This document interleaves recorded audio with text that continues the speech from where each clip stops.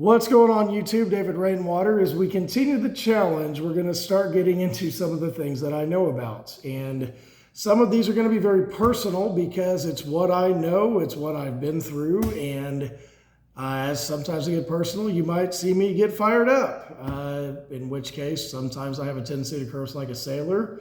And so for tonight's episode, if there are kids around, I definitely would suggest get them out of here before you listen to it, because tonight we're going to talk about something very real that's actually going on for me right now.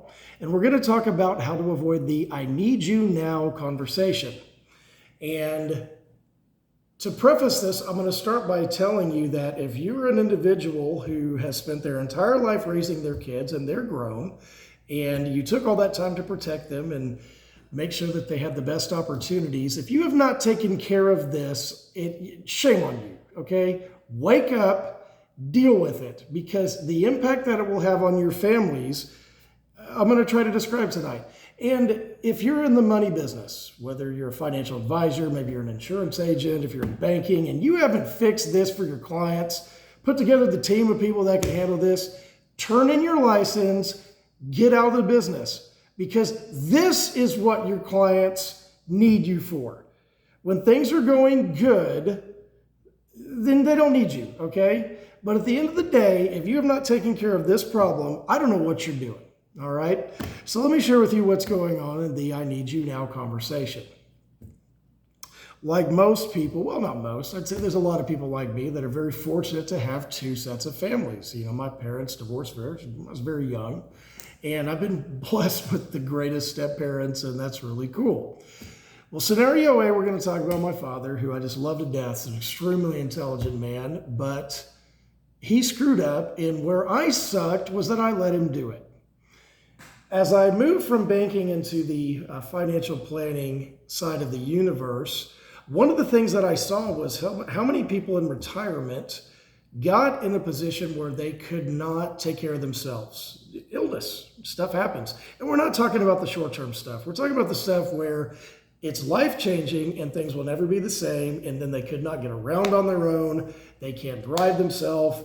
They can't get out of bed in the morning. Sometimes there's problems with, using the facilities and whatnot. And I'm not going to talk to you about the perspective of the individual because I'm just not going to do it. So about 15 years ago, a little more, my father was visiting, and I live halfway across the country. And I said, "Listen, Dad, this really sucks, but we need to talk about something. I'm witnessing what happens to people when they can't take care of themselves anymore. And I live halfway across the country. I'm your only son, and we need to have a talk about this. It's all taken care of. It's all been taken care of. Arrangements been made. Well, what have you done?" Okay. Well, no, I just don't worry about it. In the set situation, it's all been handled. And why I sucked was that I wanted to believe him. He's a really smart guy. And I did not inspect what I expect. Okay. So let's flash forward and let's review the last couple of years. He was diagnosed with a very serious illness. He's been through a number of surgeries. There was an allergic situations to medication, and his whole life has come apart. It's putting quite a burden on his wife. All right, my stepmother is a wonderful lady, also very intelligent. And today I get hit with the second time, which is that "I need you now." Let me explain what "I need you now" looks like. So you will miss months of work. You will have to leave your kids. You'll have to make arrangements for animals. You'll have to spend a lot of money that you did not intend on spending, while at the same time not working to take care of the immediate situation. Because you're going to do it.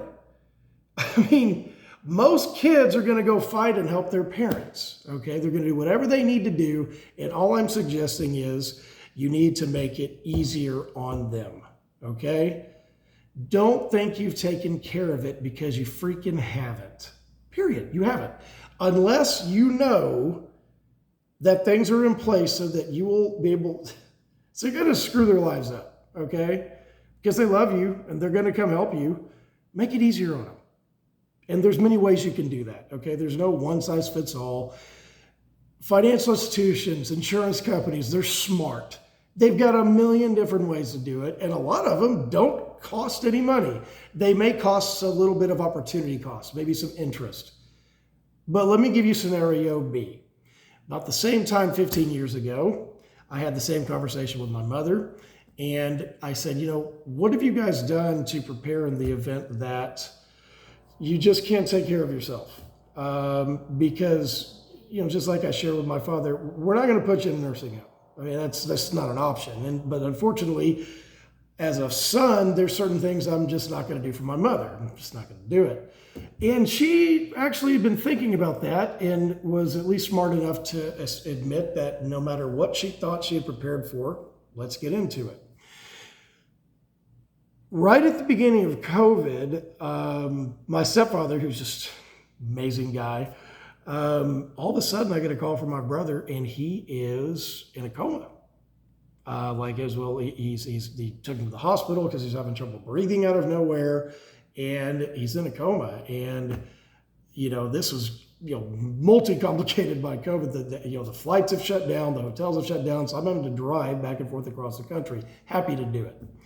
At one point, they figured out that what was going on was a very one-off scenario, and the doctors could fix that problem. The question was, what's going to happen when he comes out of it?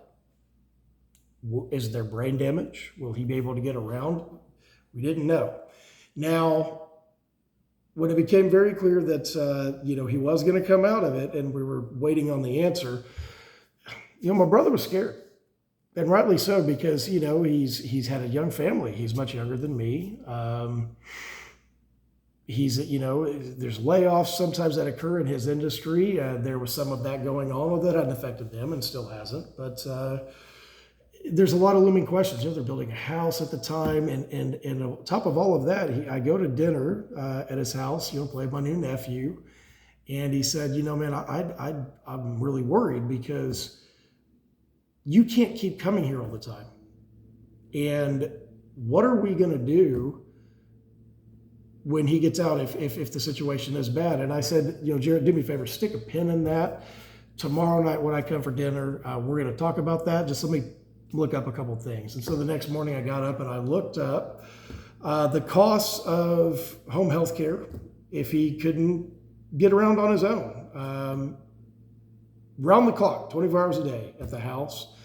And when I went there the next night, I said, I want you to know before we have dinner that Mom and I actually talked about this a while ago. And unfortunately, she had passed, but you weren't aware of it. I mean, we hadn't talked about it. But what I did was I showed that after Mom passed, I said, look, this was, 5 years ago, the state of their nest egg. This section over here, I don't touch. It's just some professionals. And it was over here, but at that time, of course, the market had nothing but gone up. And I said, so this is probably much bigger now. We'll call and check. This section over here, I did look after.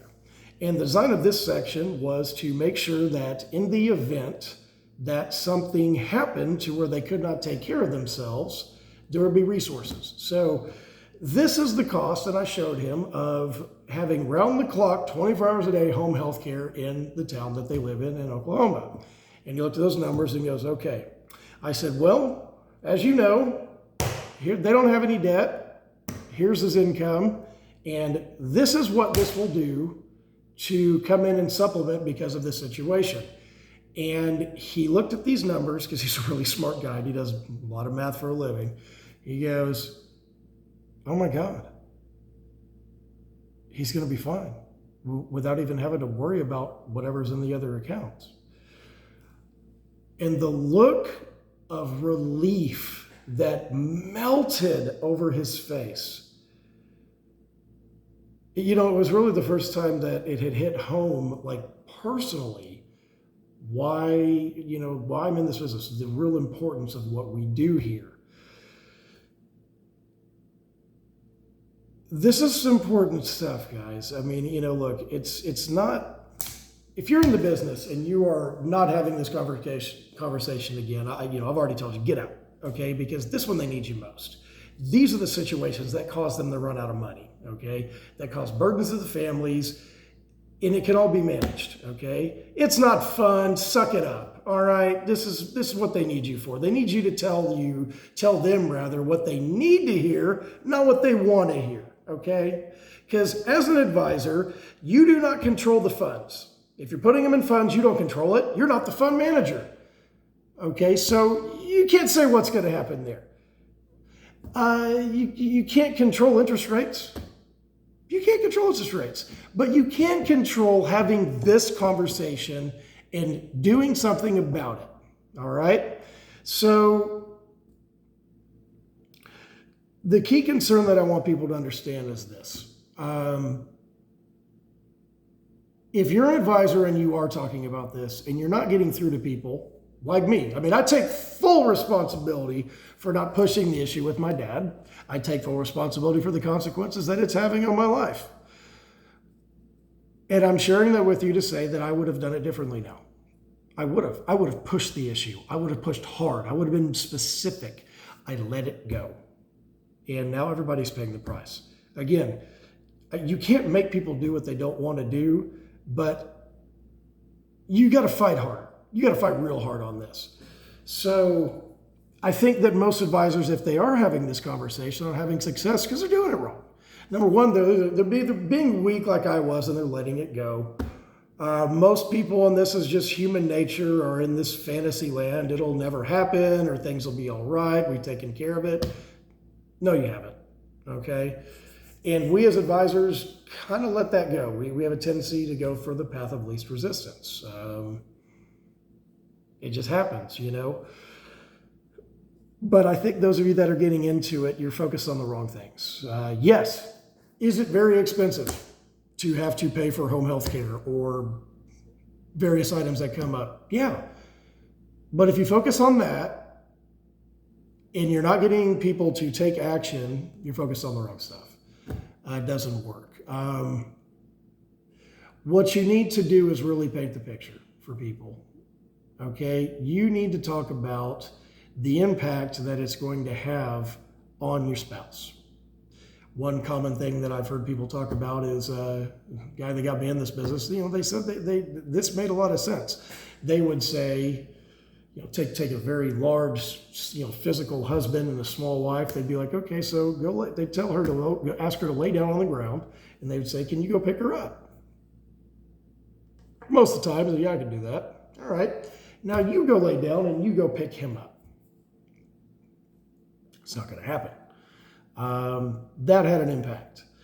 I think what's more impactful for someone like myself is that if I put myself in the position to where I envision my children having to go through what I'm going through now, that I would fight harder. Okay, I'm not going to talk about the money. I'm not going to talk about the fact that maybe you can't get around on your own, and don't you want to maintain your independence, and don't you want to be able to have things done so others don't do it? Because usually the response that I get to that is either well, it'll be fine, or they'll come help out and all that. Yeah, they're going to help out, but make it easier on them. Be a good human, as a good friend of mine says. Because this stuff happens, and it's going to happen more. And it's going to happen a lot more because, again, medical technology, medicines, surgeries, they're getting better, but the quality of life, they're extending life, but the quality, this is going to happen. So don't focus on what it costs. Have the conversation, and definitely relate to what it's going to do to your kids, do your families, because that might be the thing that gets them to take action, do something. And there's so many tools out there to do this, guys. You know, it's not just about buying insurance and all that crap. I mean, there's ways to get it done. So do it, okay? Because if you are reliant on everything will be okay, that's like saying, I'm going to just let the government take care of it. And that usually doesn't work out too well, at least not when you need it. And if you're relying solely on financial advisors who you only work in risk, or they trade stocks or whatever, and they're not having this conversation with you, get in their face and have it. They may not want to deal with it. They may not be experts in it. They need to refer. If they don't, because the last thing a stock guy wants to do is sell assets so that you can have money to take care of this. because usually it's going to cost. And especially in times when the market's doing what it does now, it's going to cost heavy if you come out of it. So how to avoid the now I need you now conversation is to prepare way in advance. And like I said, if you have not done this, wake up.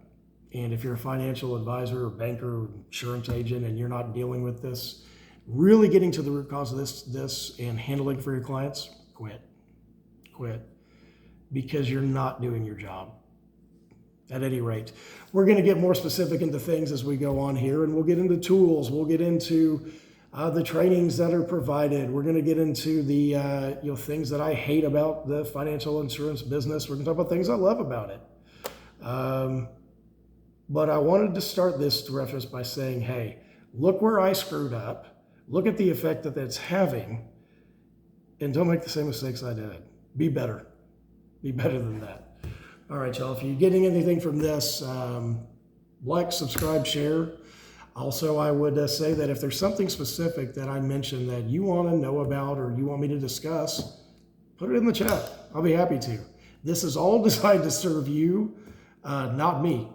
So somebody's watching this and they want me to give them information that they think I might be able to help them, I'll give it. If it's not my area of expertise, I will certainly point you to where you can get the best information the fastest so that you can handle whatever you're trying to handle.